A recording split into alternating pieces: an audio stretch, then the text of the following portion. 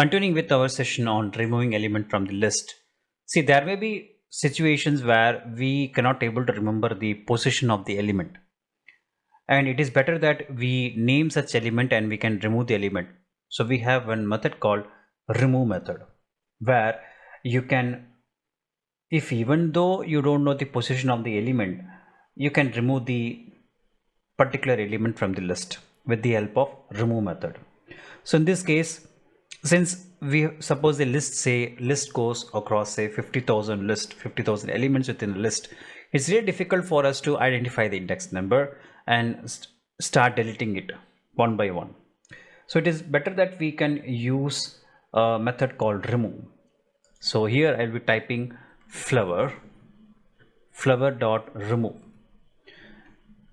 right? So this is the method called remove. In this I have to type which element I have to remove.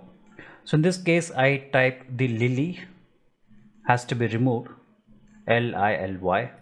I require the element lily to be removed. In this case we'll be checking what is going to happen. So I'll be just typing the variable called flower, then shift enter. So in this case you find that the 3 elements within the list where I want the lily to be removed, I directly place the name within the remove method called lily, where I don't want that. So this has been eliminated. So you have only 2 elements within the list, which is tulip and jasmine. So this is one more way of removing the element from the list.